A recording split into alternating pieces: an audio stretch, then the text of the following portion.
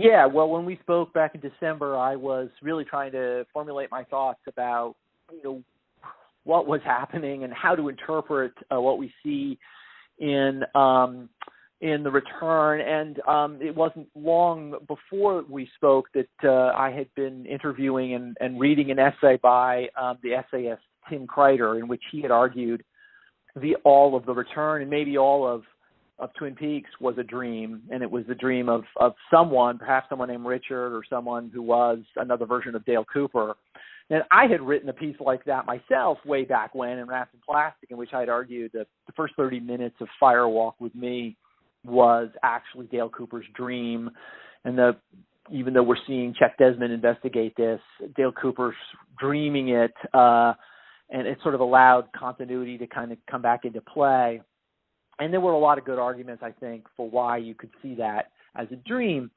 And so Scott Ryan had asked me to kind of follow up on that essay and take a look at the return now with the dreaming idea in mind. But I wasn't comfortable, really, with the idea that the entire thing could be a dream, or even just all of the return is a dream.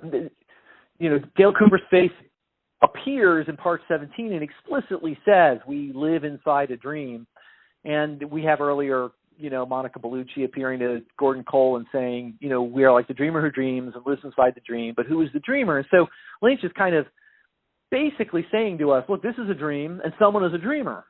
And struggling with that. And I still didn't feel comfortable with the idea that it was a dream, because what it does, if you interpret the whole thing as a dream, then, you kind of take away some of the autonomy of all of the characters. You kind of diminish them and make them just figments of Cooper's mind or whoever the dreamer is. And so I wasn't comfortable with that. But I still felt like I had to reconcile what the whole idea of we live inside a dream means and who is the dreamer. So I studied, a lot of what Lynch has said in interviews, and Lynch obviously is someone who follows the philosophy of the Maharishi Mahesh Yogi and the Hindu theology and the concepts you find in there. And in interviews, Lynch has talked about what dreaming means to him. And one line in particular stood out to me, and he's quoted saying this, Lynch is, "The world is as you are. Everyone sees it their own way." And that really struck me. And then there's the line from Lost Highway, which is maybe the most classic line from the film Lost Highway, in which Fred Madison says, "I like to remember things the way I remember them, not necessarily the way they happen." And so that and some other material that I was able to pull from about the idea of what dreaming means, with the concept that the word dream can mean in the Hindu theology, is that it may be just the way you are perceiving the world. The world is as you are. It reflects your inner mind. And that seemed to fit really well with what we see in The Return, what Lynch believes. And it allowed me to say, it's not a dream. It really happens, quote unquote. But what we are seeing in The Return is the way Dale Cooper perceives that it happened, the way he would perhaps remember it if he were going to tell it to us as a story. And we're seeing it through his eyes. We are essentially the mind of Dale Cooper as these events unfold. And so we've got his biases, we've got his perspective, we've got his unique way, with all the flaws and all the positives that Cooper brings to it. And so that, to me, seemed to fit. That seemed to me to allow us to explain some of the unusual elements of The Return and have it be both subjective, so sort of dreamlike, but also real, quote unquote. The character really is these characters who live in Twin Peaks, and they go through their lives and they have their emotional ups and downs, and we have investment in them, and it's worth having investment in them.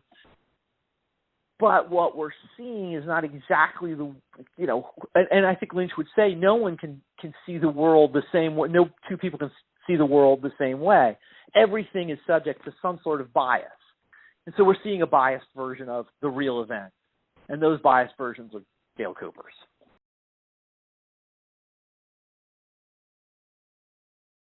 I saw somebody on Twitter say this recently. I think they were talking about Judy and did Cooper's mission, succeed and all this. And somebody said, I've come to the conclusion that everything we see is literal. There is that I don't see it as metaphors or dreams or anything. That's like been a change for me, they were saying. That I now look at this and I'm just like, no, all this stuff within the story really is happening. It is what's being shown to us. So I have some issues with that. We'll get to that later. What is your issue with that? Well, I think it really gets tricky, and it's a very difficult topic to really. It slips away from you when you kind of grab it. I will say this: in my original essay, way back when, I did open up the possibility that. It was more than just opened up. The foundation was that Cooper had gone and investigated the Teresa Banks murder. That was the foundation. He had gone and done it. Just to clarify, we're talking about the one you wrote in 2002, right? That's correct. This is the old essay on the idea of dreaming. Yeah. And my reading of that was that Cooper had gone and done it. And that's the way it had been scripted. So you can jump outside the fiction and say, well, it was scripted that way, and then it was a very last-minute change. And so suddenly it's the exact same story, only we have a different person there. Well, how do you reconcile clarify that, too, just in case the listeners don't know? They wrote everything you see in Firewalk with Me, Chet and Sam, their dialogue, almost word for word was scripted to be Cooper's dialogue. And then Kyle MacLachlan didn't want to do the production for a little while. They created another character, but they basically just slotted him in to do everything Cooper would have done. And of course it was Chris Isaak, so he has a different persona and it comes off a little differently, but the material was written all for Cooper to do.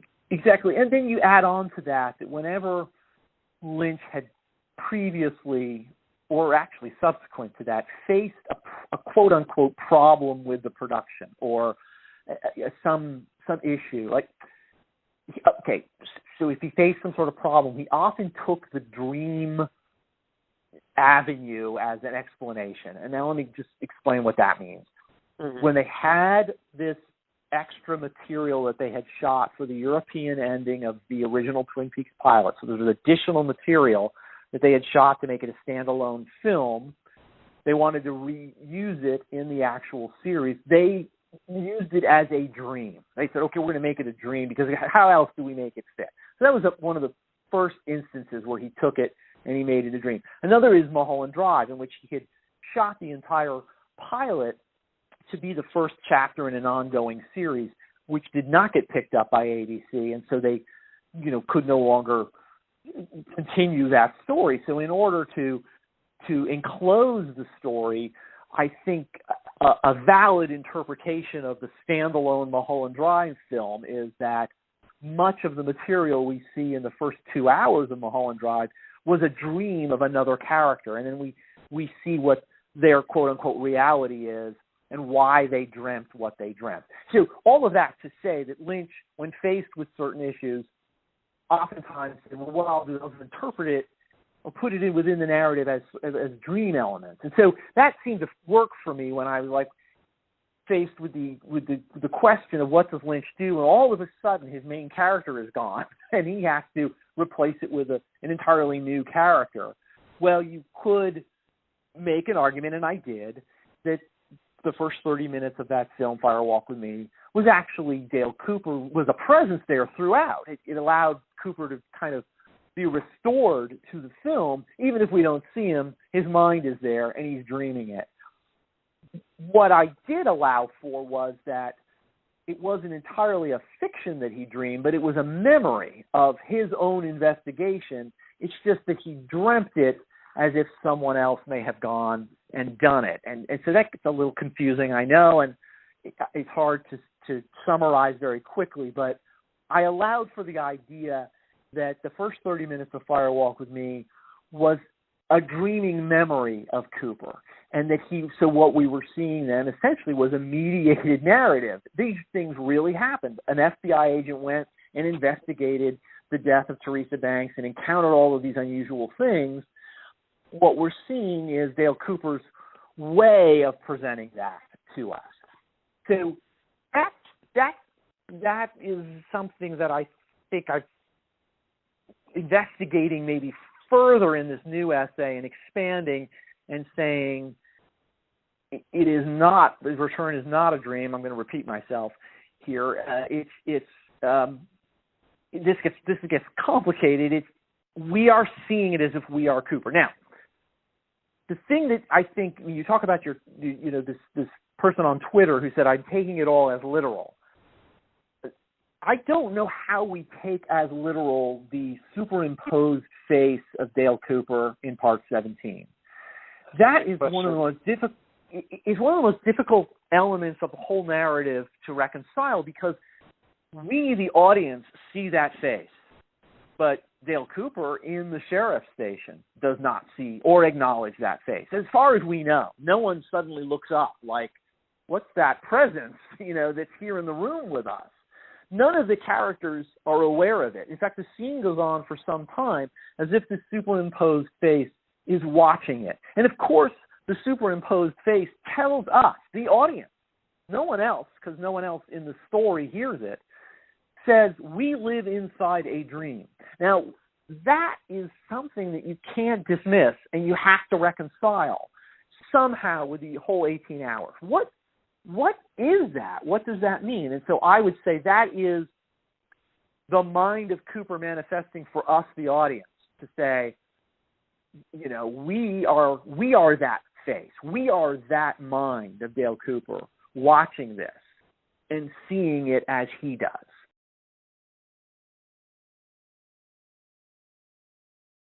The first scene of the return is Cooper with the fireman in a black and white realm. And because it's black and white right now, I would say that this is less subjective and perhaps has more objectivity to it, that we are seeing Cooper from outside rather than from inside.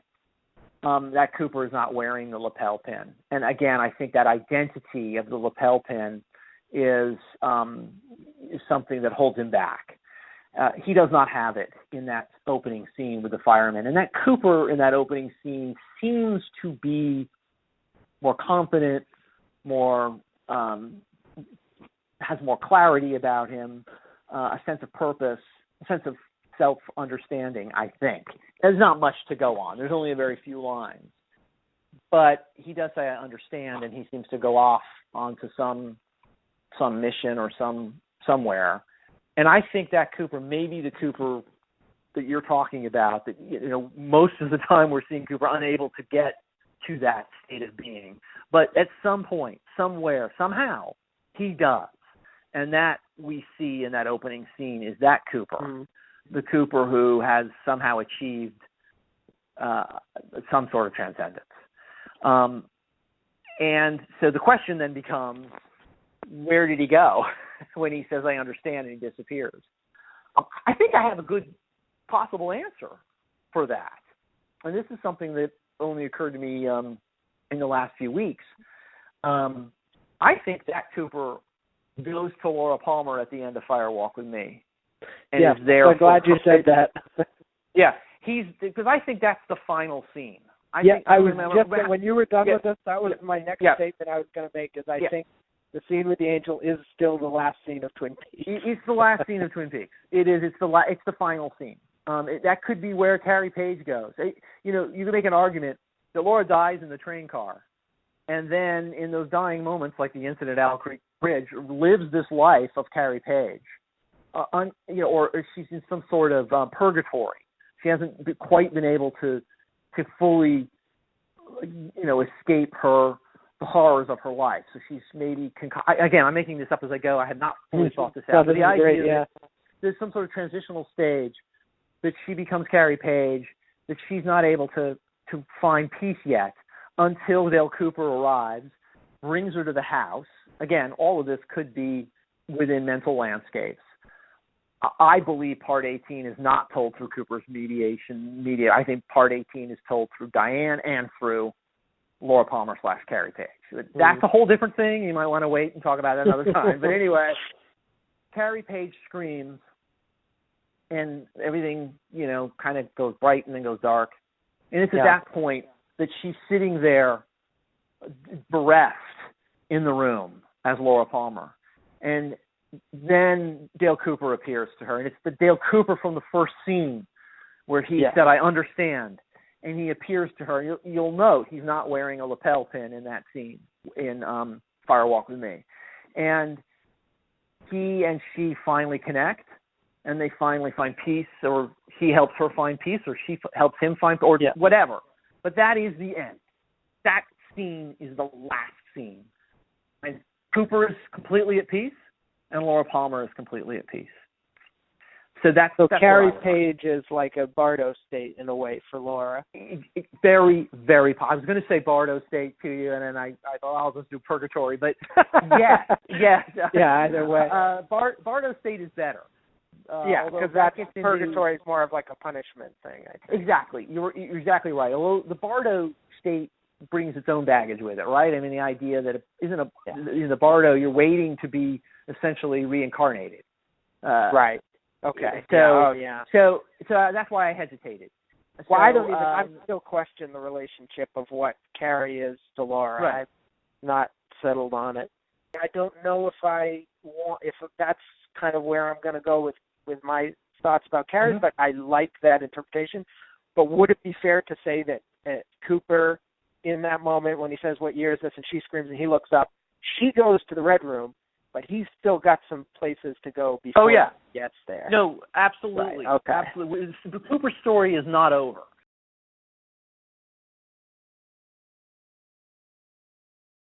So you have, used sort of these other Lynch films and narratives as a kind of a touchstone to say why it makes sense that this would be a dream or mediated reality. But in other words, that this is Cooper's vision of what happened.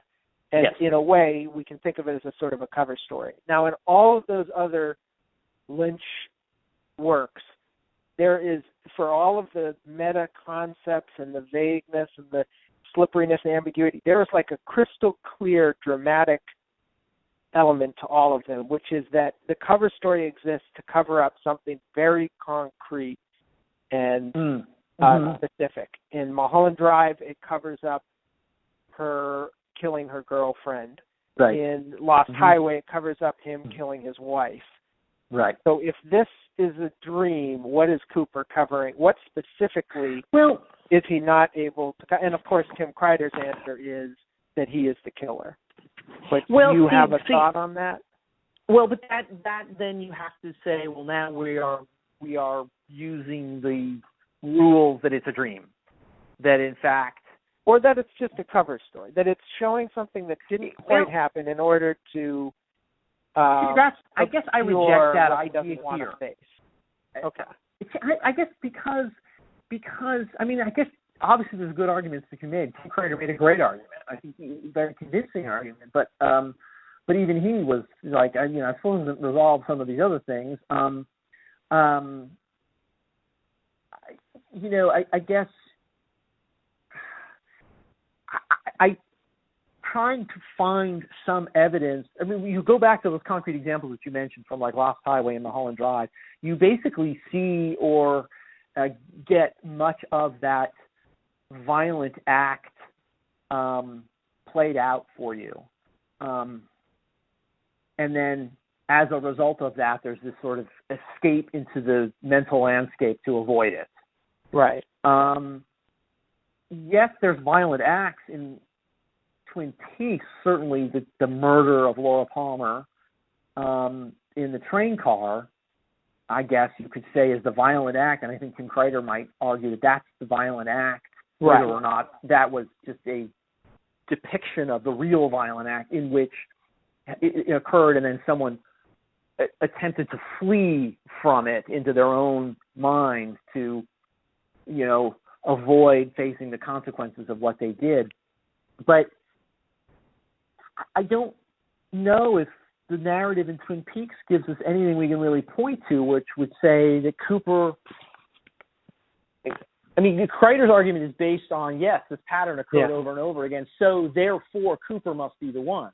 Well, I would argue, yes, that pattern occurred over and over again, and you kind of, it's pretty evident that it was Fred Madison in this case, and I think the character's name is Diane in Mulholland Drive. They were the ones that were responsible, and they're feeling all this guilt. I don't think we see that in the Twin Peaks narrative. So by the same argument, I would say, well, it's not there. So I don't know. I don't know if that makes sense to you. I'm not sure there's a cover story. I guess I would say this. I would say Cooper is a flawed character. Like Cooper is a character who is, and even Mark Frost has acknowledged this in interviews, that he has this Don Quixote complex, I guess. He's got to go save the damsel in distress, and that is essentially a flaw in Cooper's psyche, is that he feels that he is the hero, and that he has to correct the wrong, or he has to fix the wrong, as opposed to a character who has done something wrong and is trying to escape it. Cooper is a character who feels like there are wrongs that he has to correct, and that is a problem that he has to come to terms with and accept that he cannot. And then he may never solve the Laura Palmer mystery. He may never be able to. He wants to save her. You see this effort, again, the wishful thinking, I think, on Cooper's part, to go back in time and save her. Over and over again, he's trying to bring her home, to rescue her. He cannot do it. And I think that's the flaw, if you want to point to something that is perhaps the genesis of this cover story. And we use a different term than cover story, the genesis of this fantasy. I'm going to solve this, or I'm going to save her. And until he can come to terms with the fact that he cannot do it and accept it, that's just the way it is, then he can't move on. So he's trapped in a cycle. That's how I would resolve the idea of what mental deficiency are we seeing play out from Cooper in this narrative. Interesting. Yeah, because it is interesting, because I find myself sort of wondering about certain connections and things like that, and then I realize it's leading me in a way back to Tim Kreider's thesis. I'll sort of branch off in a certain direction. It's like, oh, where's this going? It's almost like it takes me to, like, that's the destination in a way. But right. Here's one thing I was thinking about, too, is we've talked before about these connections these strange connections at times between Cooper and Leland, particularly the fact that when she whispers in his ear and is sucked away, he turns down and he looks, and we cut to his point of view, and Cooper's walking in, and when we cut back, it's Leland sitting there, not Cooper. And that is an eerie moment, and there's a few others like that. One thing I thought about, people have said, well, what if Laura is whispering to Cooper, "You killed me," or something like that. But one thought that occurred to me, and I actually feel like I may have heard somebody say this on a podcast way back when, so I don't want to take it, but like this idea that like what she's whispering to him in the end is, "You are my father." This is almost more something I find useful to riff on than to actually accept as some kind of narrative truth. I think way too much happens if you do that, including, among other things, that whatever Cooper's deal is with Diane almost sort of goes away, because now the whole thing is about him and Laura. The idea I almost like to throw out as a thought experiment to kind of riff on is, if you were making this analogy to the other works that you were talking about, where it's sort of flawed because we don't necessarily see Cooper implicated in these things, is that in this analogy, Cooper would not be Fred Madison, he would be Pete Dayton. And Leland would be Fred Madison, We'll probably leave it at that.